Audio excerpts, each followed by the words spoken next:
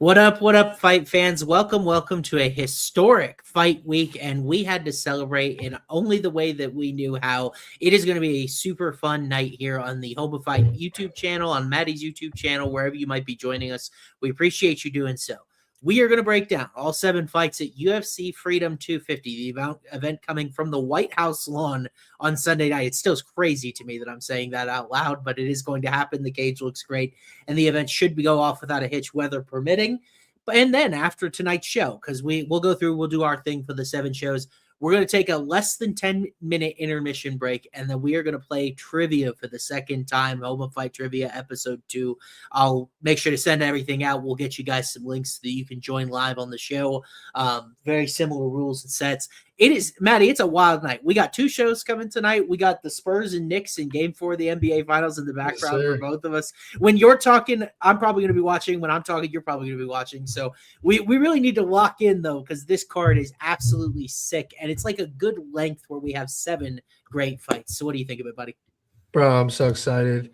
Chat, I'm going to be in Vegas at the Tailgate Beach Club. It's by Mandalay Bay. So if you guys are in Vegas this weekend, come through. We are debating going right back there for the Conor McGregor card, bro.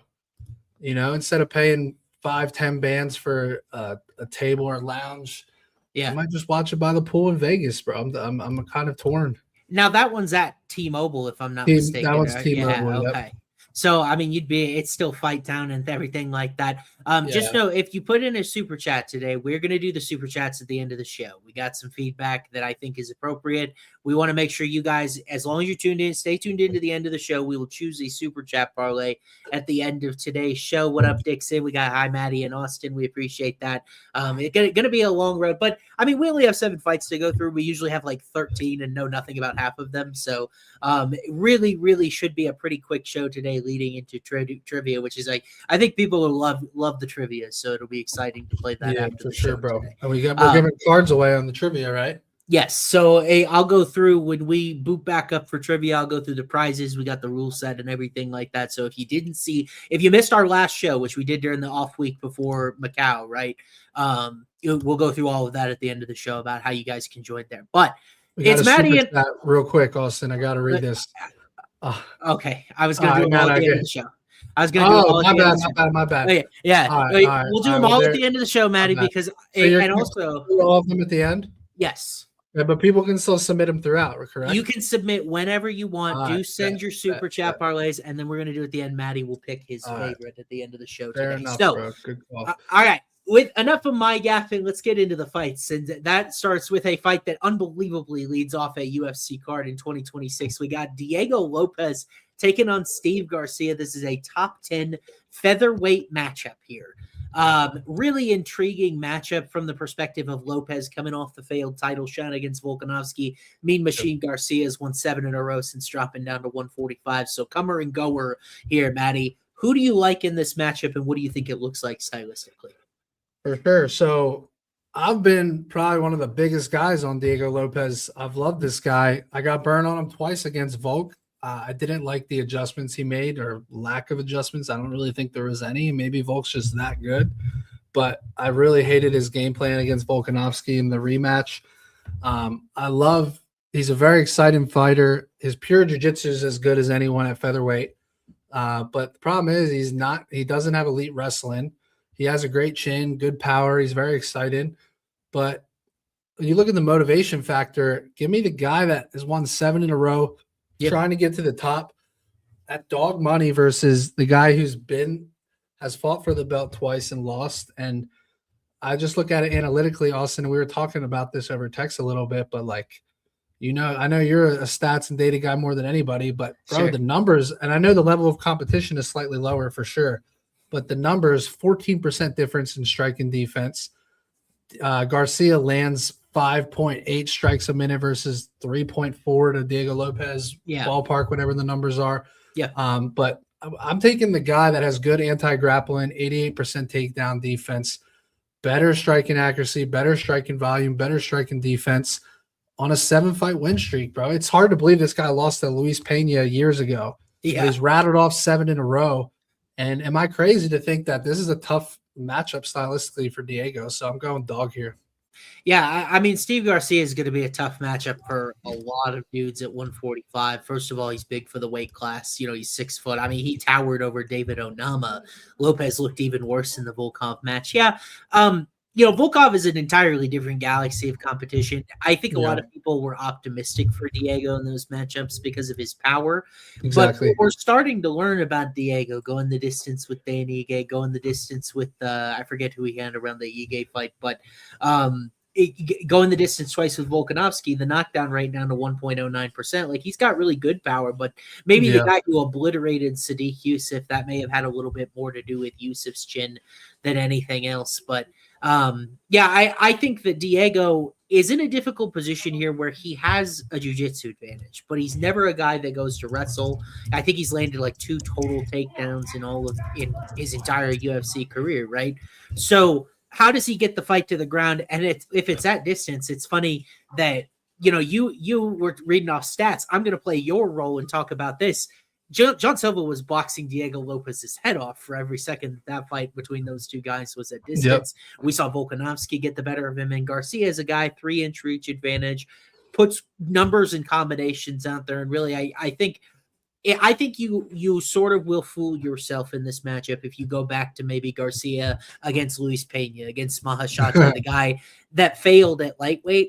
If you're picking Diego Lopez because of those results, this is a very, very different guy that's been trading at Jackson Wink. So my model's got Garcia a favorite here. I got him 52.3% likely to win.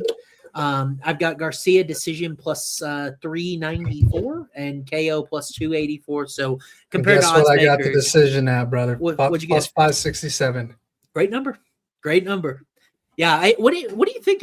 I think this total is interesting. Over 1.5 rounds is minus 128. It's very interesting that I feel like a lot of people, if you think Garcia maybe hasn't gotten over those chin concerns, Diego's usually a go from the opening bell type of guy. But I think the longer this fight goes, the better it is for Steve.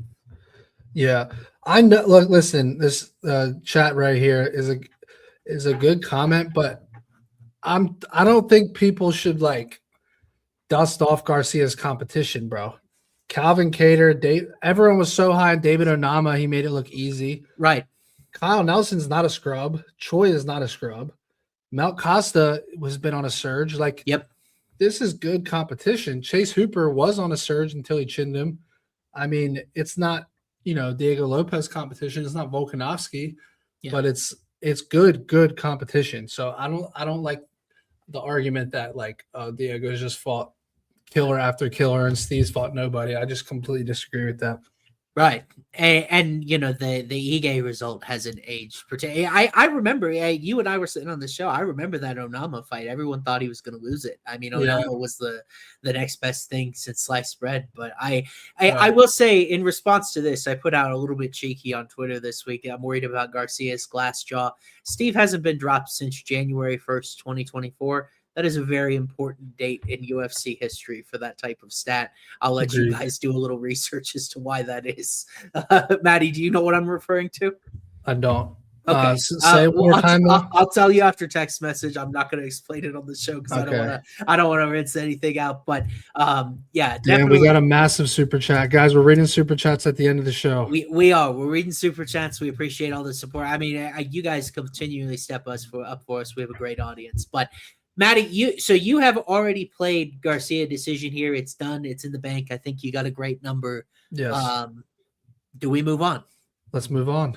I think so too. We're in pretty good agreement. Now, this one I don't know if we can be in agreement because I don't know if I have a very hard stance in. I've kind of been looking at a bird's eye view at Bo Nickel and Kyle Dawkins at middleweight here all week. Really interesting matchup, and I will say just. The very first thing I want to say about this matchup is count out Kyle Dawkins at your own peril because I find his story so fascinating. Gets cut from UFC, goes on the regional scene, comes back, knocks out Michelle Pereira, who hadn't been knocked out or finished by anybody in round one. And then, Mearshart. That was one of the most surprising results I've seen, bro. Yeah, it was crazy. And then Bo Nickel on the other side, we want to write him off after the Ranier de Ritter fight. He looked like he was completely over his head. And then he comes out and dominates Adolfo Vieira and is the first man to knock him out. So really, really interesting fight between these two. Bo being the prospect pick that Bo has been his entire career is minus 360. What do you think of this matchup, buddy?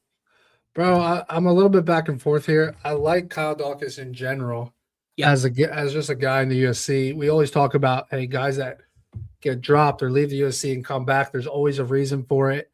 I think he's good everywhere. I think Hey Jive made the comment that he's kind of like a Walmart version of RDR, which I guess is somewhat accurate. I think Dawkins is the better boxing than RDR or Bo Nickel. Agreed. I think he's dangerous. I think this is a fight Bo Nickel cannot approach like he did the Paul Craig fight, right? Like, he's got to wrestle Kyle Dawkins. He's got to be prepared for the front chokes.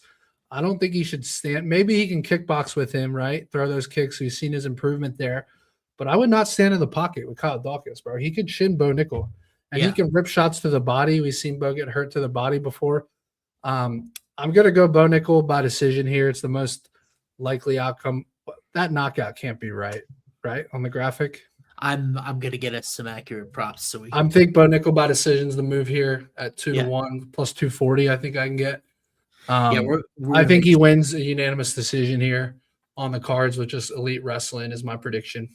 That number very much is right, Matty. Bo's props all look the same. God. So Bo KO plus 200, Bo decision plus 240, Bo sub plus 360. Then you get to Kyle's props plus 550, submission, decision plus 950, knockout. Bro, so how much stock do you put in the fact that Kyle Dawkins is 12-0 to the sub?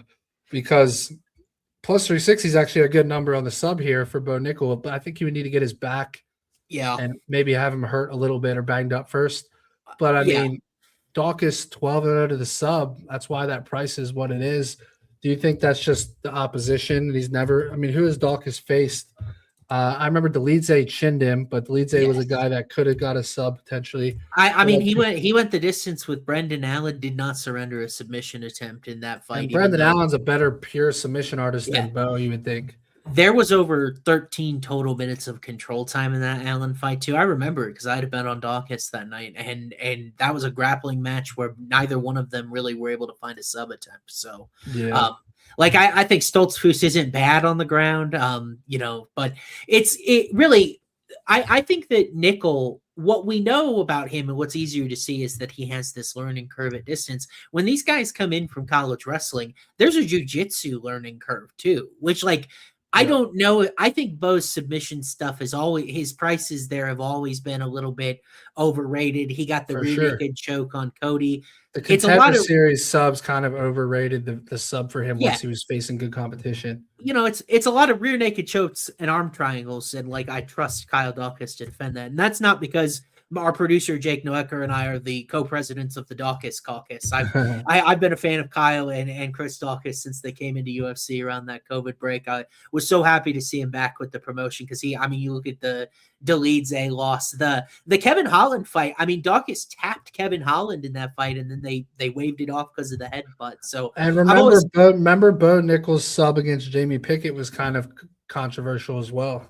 Right. I think it was a nut shot or something. First, I don't remember, but both of these guys fought Jamie Pickett. It's hilarious, but it is interesting to me in such a marquee spot like this that Dawkins is so short, and I've got Bo Nickel minus 163 here. Anecdotally, I can read my prop board for the folks at home because I did a really bad job last week.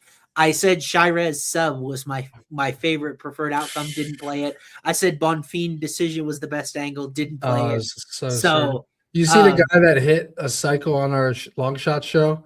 He had Bonfim decision. I said I hated it on the show, and they clowned me.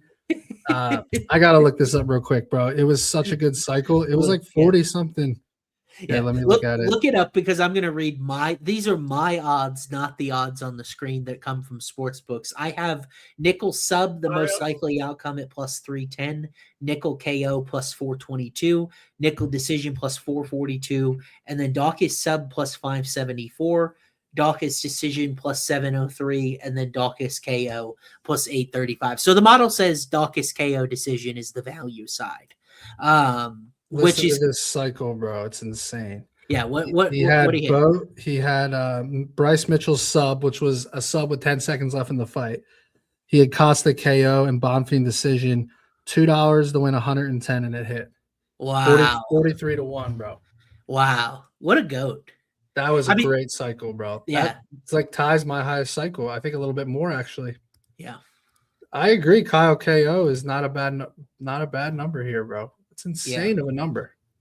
I think I don't really want to play two decision. And by the way, another thing that we should mention with this fight is we should mention the outdoor element of this fight, where it's going to be a little bit humid. It's going to be warmer than normal conditions. It's like, Derek Lewis.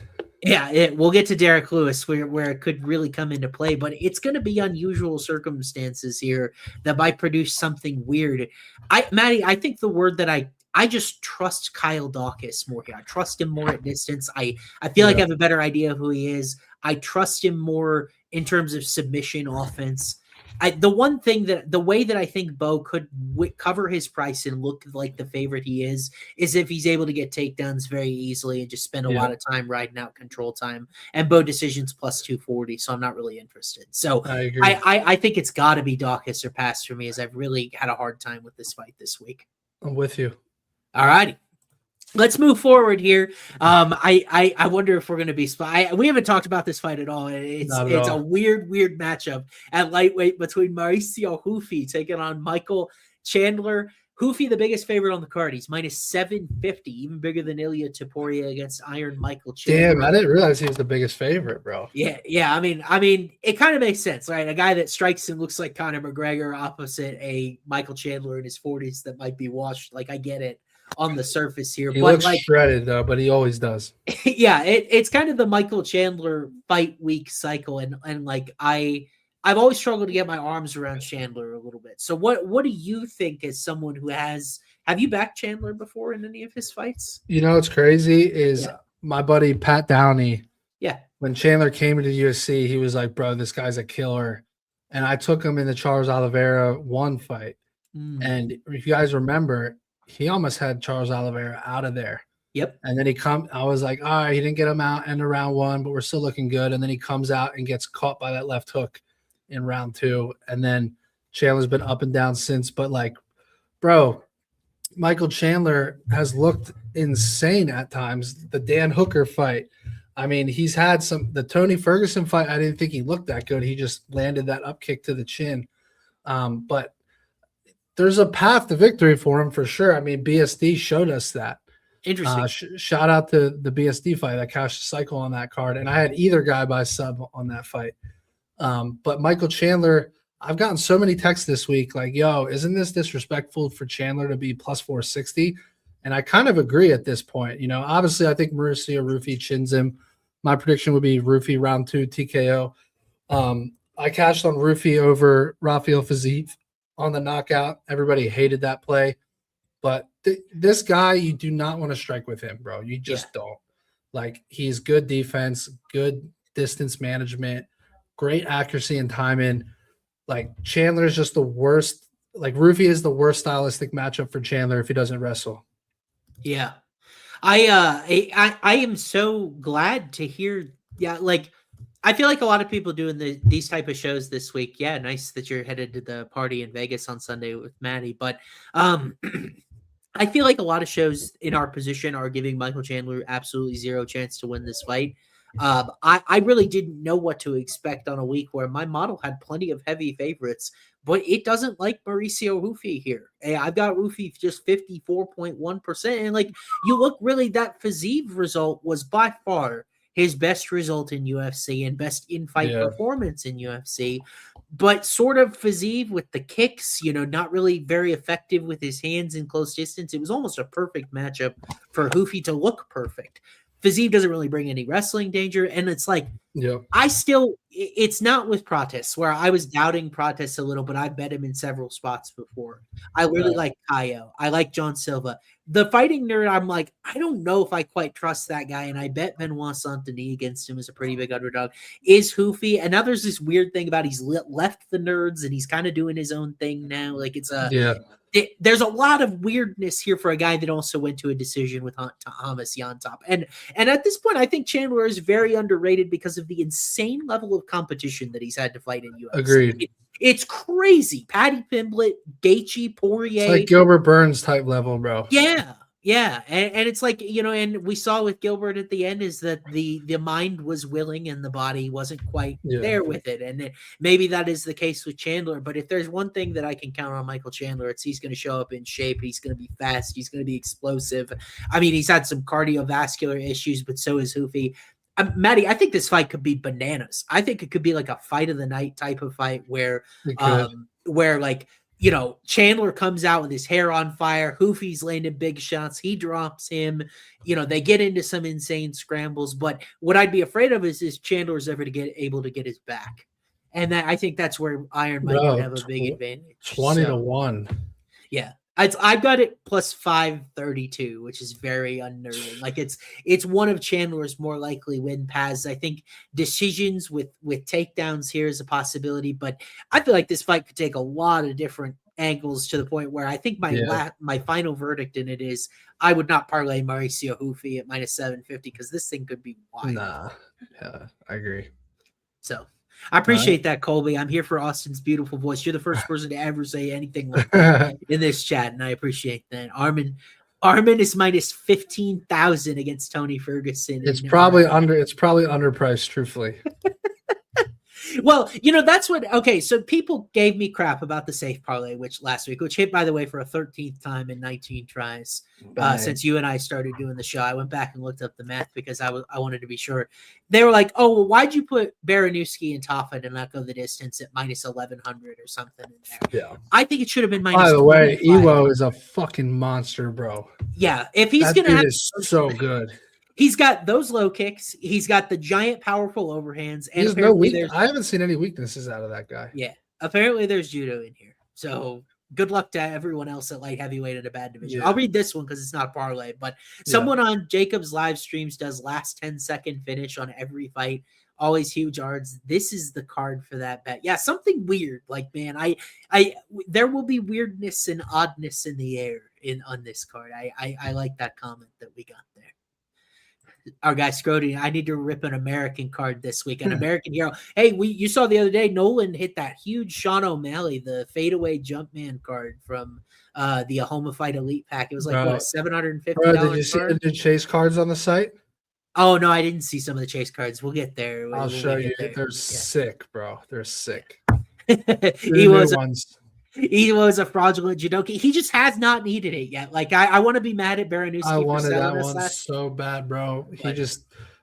And honestly, even when he kicked the legs out, I still thought we were live. I thought Taffa was going to give his back after that. I really do think Iwo wanted to grapple in that fight, but I'm going to keep playing Iwo sub. I don't really care. Me too. And we're going to get a longer number. It may end us, but that's okay. But all right, why don't we move on here? We'll talk about this one. It's all a main card, so I placement irrelevant here. Derek Lewis taking on Josh Hokett, a ranked battle at heavyweight. I actually don't know if Derek's in the rankings. Either way, this comes to fruition because Hokett has that insane fight against Curtis Blades. Joe Rogan on the broadcast says, "How's this guy not at the White House?" Dana White agreed. President Trump's favorite fighter is Derek Lewis. It was an organic matchup. It's like, let's get a 7th fight on the card. And I'm all here for it because we get to see Josh Hokett again, Matty. So Hokett, a big favorite, minus 460 in this fight. Is he a potential cycle leg, and by what method? Because he's got a lot of advantages over Derek at this point. Listen, guys, Josh Hokett KO. Let's move on. That's the read. That's all you got to do. Just bet Josh Hokett by KO, TKO, call it a day. Yeah, I can't believe the price is that low, dude. I really can't. Yeah, for a minus 460 favorite, and like I dug into it because I'm like, man, Matty, you're really confident. I get scared, but Hokett hasn't tried at a submission attempt yet in 4 UFC affiliated appearances, and he's not going to. And it's outside. It's humid. We saw Derek quit on a jab against Waldo Cortez, and Lewis went 5 rounds with Jailton Almeida on the ground, guys. So I don't know what there is to talk about.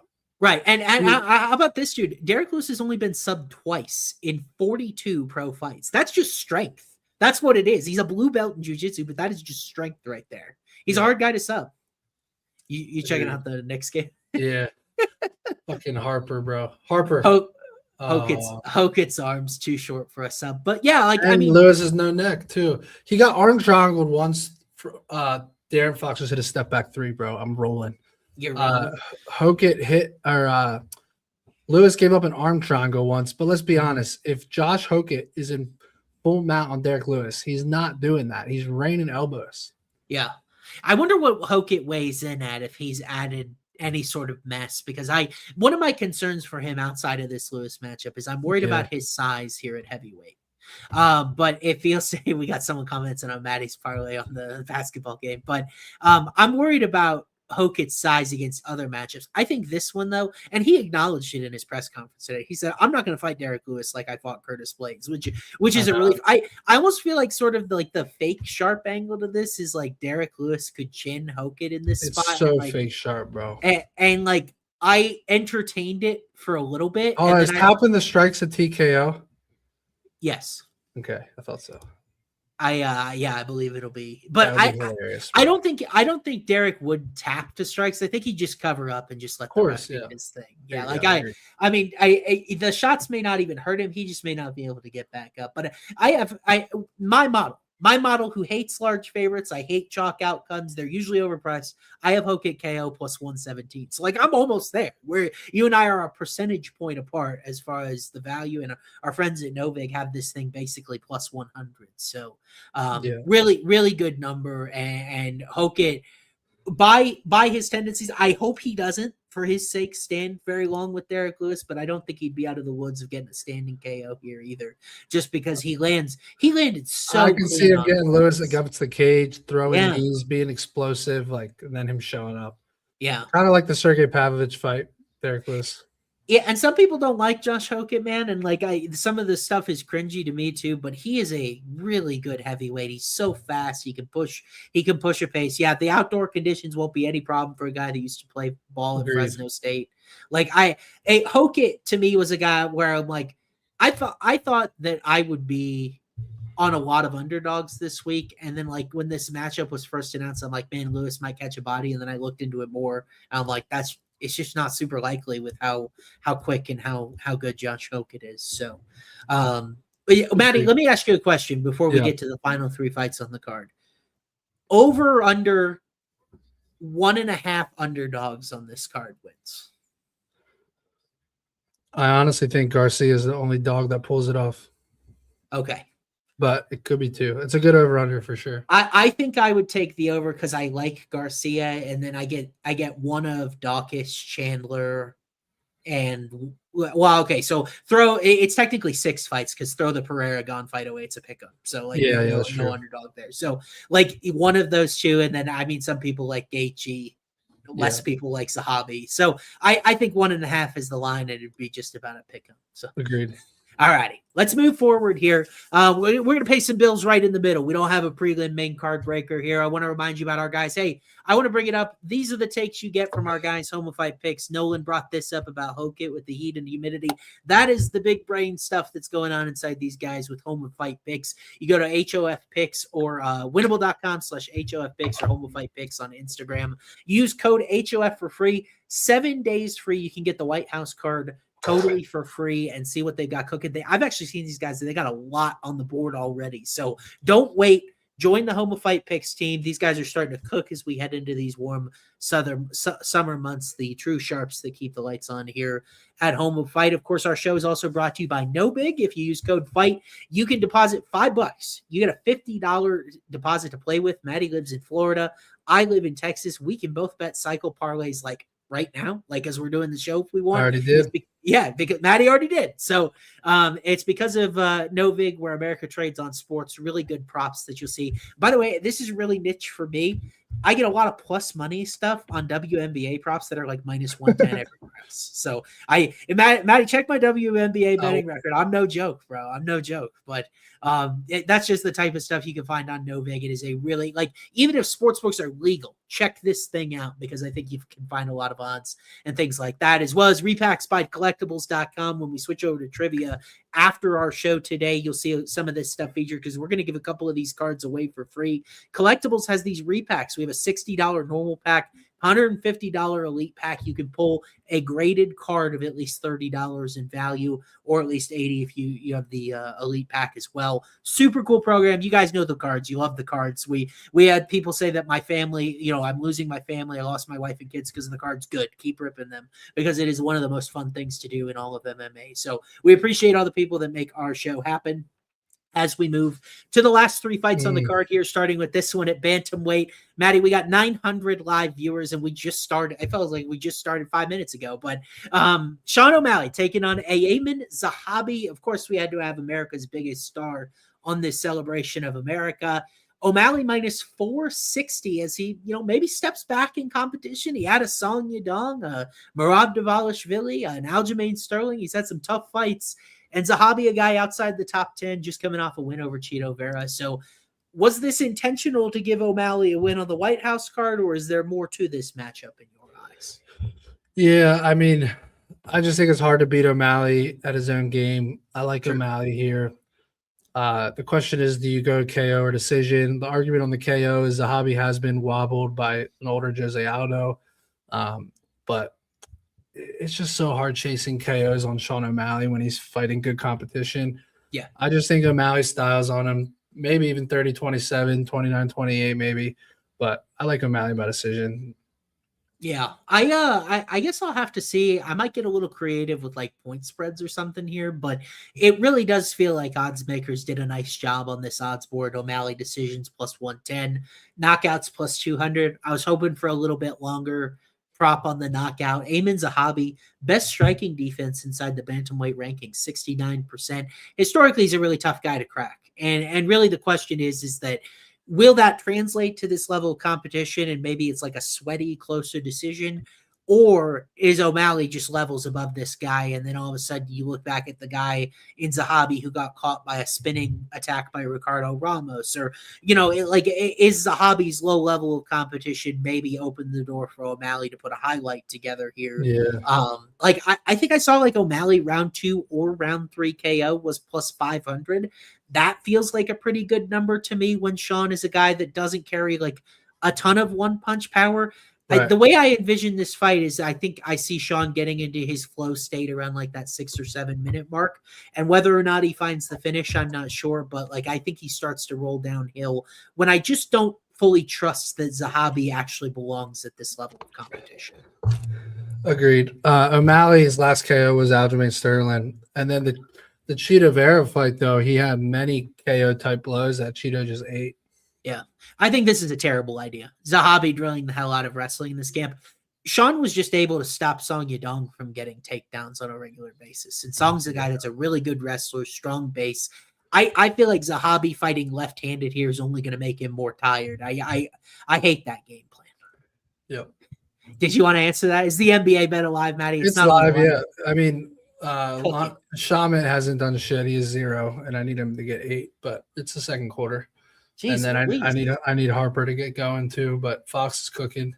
25 points. I know they're getting killed. That's the tough part.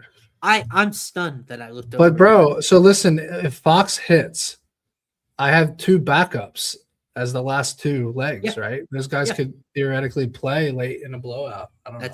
That's a good point, Matty. I don't know why Jordan Clarkson gets any minutes, bro. He's terrible. I'll tell you, if you're this parlay, you have an NBA hits in garbage time. You got the empty net goal last night, man. It's just your week. It's just your week headed to the White House, and you deserve it because you've had some rough beats, especially on the UFC side. But we'll move on here. We got our next fight up. We now have straps on the line. Interim heavyweight title between Alex Poatan Pereira taking on Cyril Gane. Matt, it is a pick'em as we're not sure who might emerge from this fight here.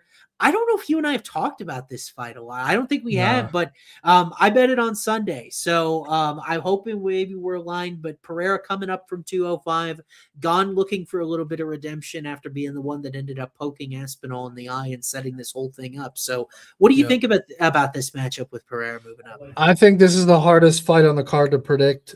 I think to me, it's as simple as I honestly think Poatan's KO or bust here.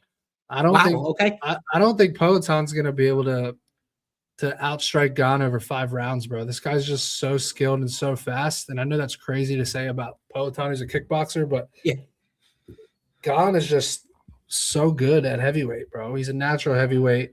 He's so fast. I mean, this guy's like a fucking DN like type physique and line. Like, I just think that he probably styles on Poatan for quite some time, but I like Poatan to knock him out. I think he figures it out. Maybe it's leg kicks that ends up stopping the movement of Gon. But you would think Poatan's going to target the calf kicks early in this fight, because if you can slow down Gon's movement, then you can catch him slacking. But I'm going Poatan by KO. The biggest reason, maybe you can call it a fluke, but if Tai Tuivasa is knocking you down in the second round, like, I'm sorry, all it's going to take is 1 or 2 shots for Poatan and the whole fight changes. So I might be a square on this play, but I'm going Poatan KO. Okay. I mean, obviously in a fight this close and with the very and Volkov should have won that fight, by the way. No way. Gon beat Volkov in both of those fights, man. Volkov got robbed against Dana even said the second one. Yeah. Yes, the recent one. Volkov is, me and you both love Volkov, bro. Yeah. He was able to get his grappling going in that second fight. I was remembering the blowout where this was an earlier version of Volkov before a little bit of an evolution, but I like Cyril here, dude. I think that the heavyweight size and strength, it's a rare position for him where I feel like he's almost sort of the power threat. And like, I know Poatan's got big upside. It looks to me like he's really put on mass and he's really aiming to make his power translate up in weight. But like, I think it's just a really tough it's a really tough thing to do. These guys don't really cut weight. It's much harder, I think, as the same size human being to knock out another heavyweight, especially Gon, who's only been dropped once. It was Tuivasa in that pretty stunning event there. But I mean, analytically, Cyril Gon's a guy that I'm always going to love, plus 2.96 striking success rate. I don't think his movement is going to be out of place even against a former light heavyweight here in Poatan. And I'm a little bit worried about, Pereira got chinned by Izzy at 185. That was cutting a lot more weight than he is. But, he also was kind of stunned at a couple of points in that Magomed Ankalaev fight. But and he was stunned in the other moments of the Izzy fight too. Yeah, like round one. It's like, man, it's like he's now 38. That chin's going up to heavyweight. It's a little bit scary, but Gon's not a puncher, which is kind of, I think, adds to the intrigue of this matchup. My favorite thing here, if you don't even have to pick a winner, I really like the over. I have this fight 46.9% likely to go the whole distance. I think Pereira's fight IQ is very underrated in that when that Ankalaev fight wasn't going his way, he really was able to bog the pace down and sort of survive to the end of it. And then also I like Gon by points at plus 310. I've got it plus 269. And I don't think Cyril ever throws anything where he really sits down on it. I very much could see him point fight. Always accumulation when he gets finishes. The Sergey Spivak fight, the Tai Tuivasa fight. When have we seen Cyril Gon flatline someone? Yeah, I think it's a somewhat underwhelming, but probably somewhat impressive decision. And then it sets up Aspinall Gon. I made a TikTok earlier this week. I don't know if Aspinall's coming back. Like, how bad does the UFC want Poatan to knock out Gon, bro? Yeah, I mean, I think at this point, they've probably changed directions because we're not sure what's up with Aspinall. I think they'd like to set up Pereira and Hokit if those guys end up both winning on Sunday. Just because Hokit's been going after him and they can sell that fight a little bit. But, Cyril is a guy that we even have it in chat now right now. They're like, Gon's a fouler. He shrinks in the worst moments. I feel like there's a little bit of underappreciation for just how good Cyril Gon is. He's so good. But obviously when you got Poatan on the other side, I bet him against John Jones, so that's how highly I thought of him. Me too. That he got instant. Now I will say the interesting thing is who do you think has the wrestling advantage if someone was going to wrestle here? I think Gon, just because of the natural size. Yeah, people forget Gon had a heel hook in his UFC debut. I thought he was going to be a grappler. Maple didn't forget. Okay, he Gon heel hook ground for like I don't think training with Glover he's going to catch him with anything like that, but maybe just to mix it up a little bit, get into the clinch. Pereira's really good though in the clinch with those knees and those elbows. Like he really shines from a striking perspective. I think this is the best fight on the card. I got Cyril at plus 100. I thought it was a significantly better number than what you see now. So yeah, all righty. So let's go to the main event.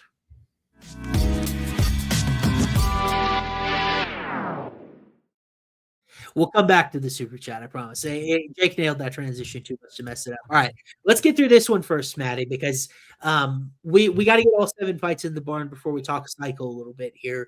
Maybe one here. We got Ilya Topuria taking on Justin Gaethje. Lightweight graphics wrong. Lightweight title on the line here. 155 pounds. I mean, Ilya Topuria, when you chose a guy to headline this historic card, it had to be the biggest star in UFC right now, and everything about Ilya Topuria is superstar, and everything about American fisticuffs is Justin Gaethje. So it really is a fitting main event here. Ilya's minus 620. I mean, he is going to be a guy that's going to attract a lot of betting attention the rest of his career, probably. So what do we do in this fight, Matty? What do you think about this match when it comes to a betting perspective? Because it's a tough one to bet. Yeah, I mean, the KO is so chalked, bro. Look, we see this all the time, me and you. We're always going to try to bet value. Mm-hmm. Will Ilya knock out Justin? Probably. But I'm on the submission, bro. Plus 550. Okay. People forget Ilya's elite jiu-jitsu. He came up as a grappler. Justin's been choked out. I know it's Oliveira and Khabib, but bro, there's multiple ways Ilya could win by submission. Justin could wrestle into something if that's part of his game plan. He could get front choked. Ilya could club and sub him the way that Charles Oliveira did.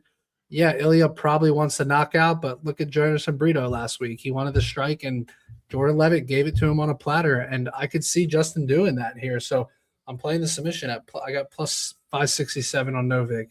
Shoosh, that's a nice big number. Yeah, I think it and maybe some of the market direction, it goes to what Dylan F put in chat, that he said he's not going to do anything but striking.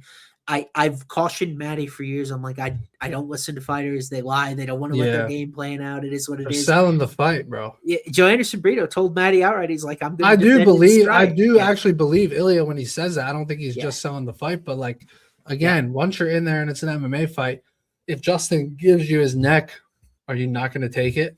Yeah, exactly. And by the way, I don't ever want to be in a position where I'm an Ilya doubter, because I wasn't as he rose through the rankings, and he still has the same sparkling periphery. So I was like, man, this guy's really talented. But just if you want to find an example of Justin Gaethje being knocked out cold and deaded in round 1, it doesn't exist anywhere in history. And Ilya is a converted featherweight. He's a really small guy for this weight class. Like, I know his boxing is on point and it's more of a placement than raw power thing, but Justin Gaethje is a tough MFer. And like, I honestly think, this fight starting round 2 probably has a little bit of value. And then Topuria, it probably does, just because everyone's betting round 1. Right. And like, it's like Topuria went to the 3rd round with Max Holloway. The Volkanovski fight started the 2nd round. And Gaethje is a bigger, more durable guy that hasn't been put out in the 1st round. And then when you get beyond there, and all of a sudden the talk about he's not going to last 2 minutes with me and all of that stuff goes out the window. Justin Gaethje's a guy that in championship settings, Oliveira was able to get to a choke very quickly, and Khabib was able to take him down and submit him. And I think Topuria is in a position where he's like, look, I'm going to maintain my early finish streak. I'm going to win this fight. I'm going to secure this championship, because my legacy's on the line at that point, whether or not I shoot a takedown or Ilya entered UFC as a grappler. He landed 13 significant strikes. You want to hear something crazy, bro? Yeah. The KO is minus 210. The submission's plus 550. Yeah. Do you think Ilya has more submission wins or KO wins in his MMA career? I know he's got submission wins. I'm a bad person to ask. 8 submission wins, 7 KO wins. Tell me where the value is. Yeah, I mean, and Gaethje's a guy that's shown susceptible. By the way, model, I have Ilya KO plus 149. I have sub plus 223. So like, I'm showing it like a 55-45 coin flip, and then one of them's plus 550. But I think, Matty, if you ask how is that possible, I think it is a lot of the talk about I'm going to knock him out inside 2 minutes, and Ilya's delivered on a lot of that so far. But knocking out a guy as big and as durable as Justin, I mean, when Max Holloway knocked out Gaethje at the very end of that fight, those guys were winging overhands as hard as you can. Topuria doesn't sit down and throw with that much force. Like that was I mean, that's why it was so violent, is because they were just swinging, like in a bar fight. But Yeah. I mean, we saw last week with Bryce Mitchell. I know it's a different weight class, but Topuria submitted that guy, and that just goes to show how good he is on the ground if you forget about it. And I'm probably going to end up playing Ilya Sub at these numbers. If it doesn't hit here, I'll probably play it in the next fight, because it's just, I know he's got it in him, and I know those opportunities are going to present themselves during his championship run. Yep. All right. All righty. So Matty, let's go through. Let's pick a super chat. We did not have a ton of nominees. I'm gonna go in order. You tell me how we'll play it King of the Hill style. We got She's Chilling 100-1, Ilya KO 1, Hokit round 2, Garcia decision. Nope. I mean, we could theoretically change that to round 1 in general, because it's 100-1. Yeah, but I have Hokit round 1, so I'm out on that.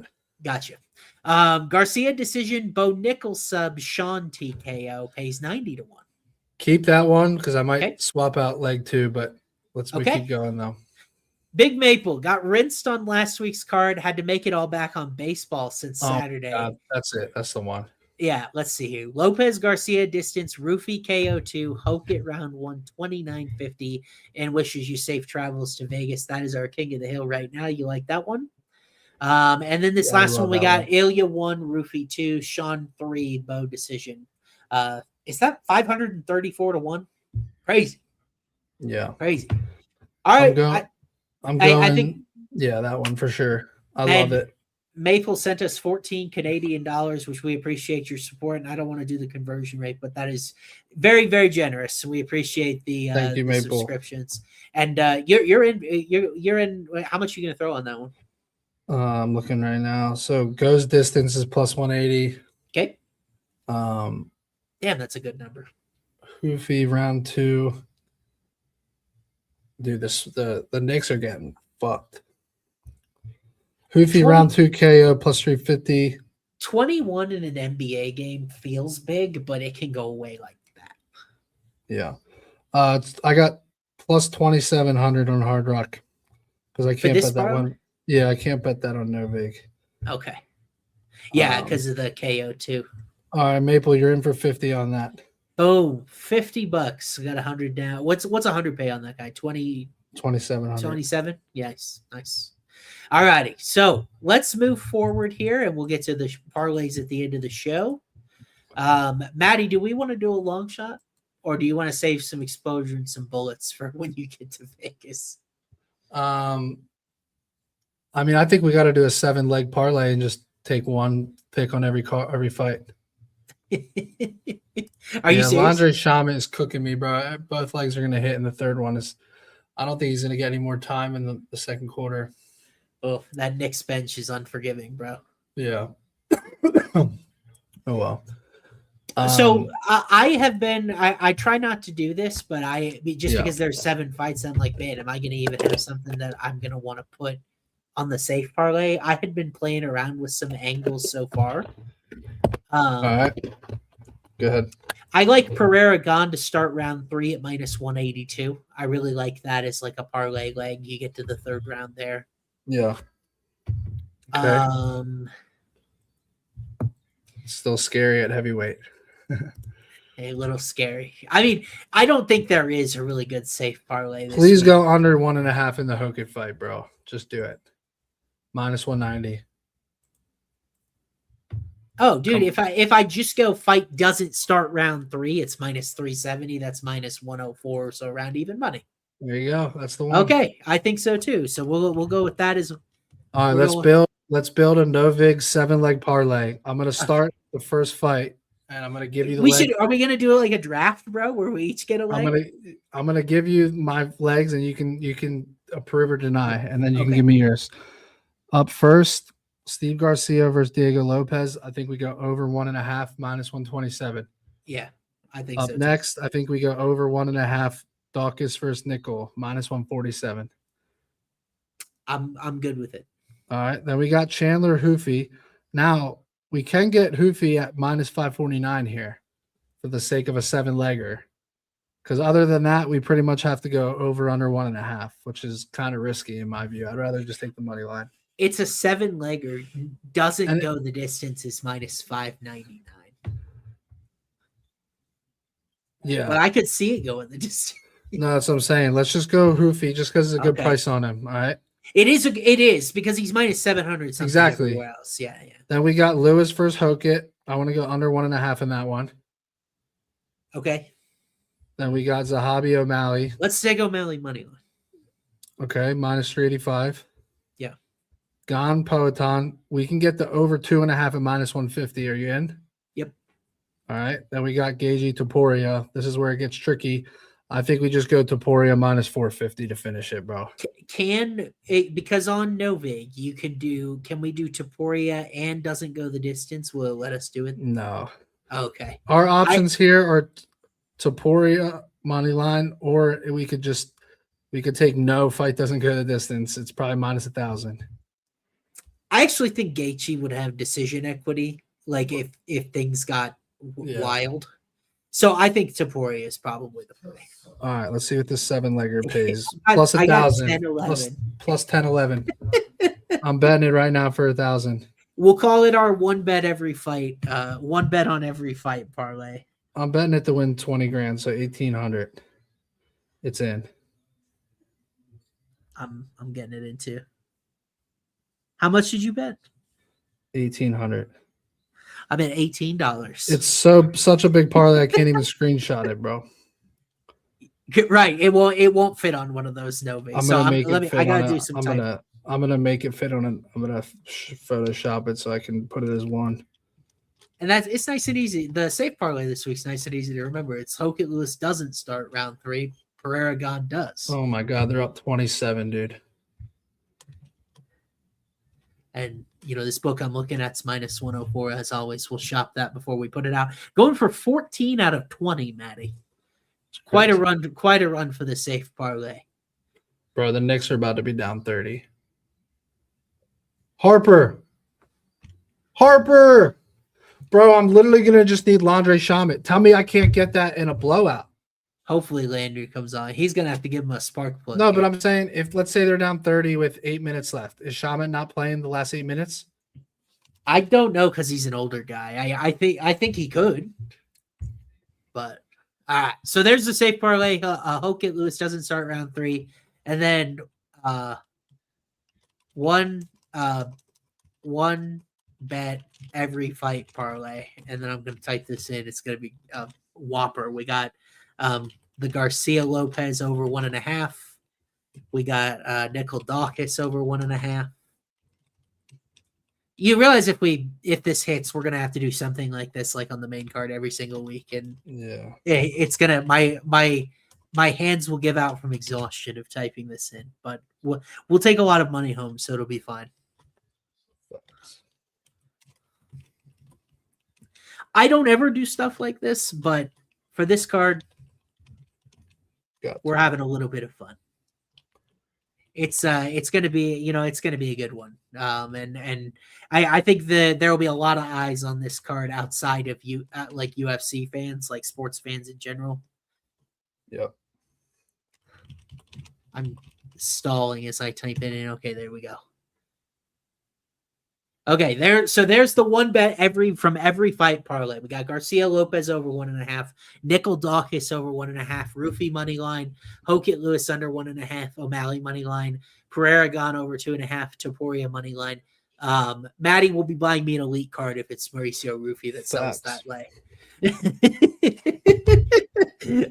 But I actually think when you look at that fight, it's a tough parlay leg sort of fight. I don't know what's going to happen, but all right, great show. I appreciate you guys for hanging with us a little under an hour. We knew it'd be quicker than normal just because we had fewer fights. Appreciate you, Prop Father, for checking in. Bear with us, guys. Less than 10-minute interruption. Keep an eye on Matty's Twitter, my Twitter. We're going to drop the link so you can join us. We are going to boot this back up as Home of Fight Trivia Episode 2. We had a lot of fun doing it with you guys the other day. So don't go anywhere. Stick around. Stick by your computer. Go grab a beer. Go to the bathroom. Do whatever you need to, and then come on back. We are going to play trivia after this. We're doing cards on trivia, guys. Come back in 10 minutes. Yes, we're giving away cards on trivia. We'll rip cards on trivia, so make sure to come back in less than 10 minutes. You'll see it go live on our Twitter, but we appreciate you guys for tuning in, and we will be back shortly.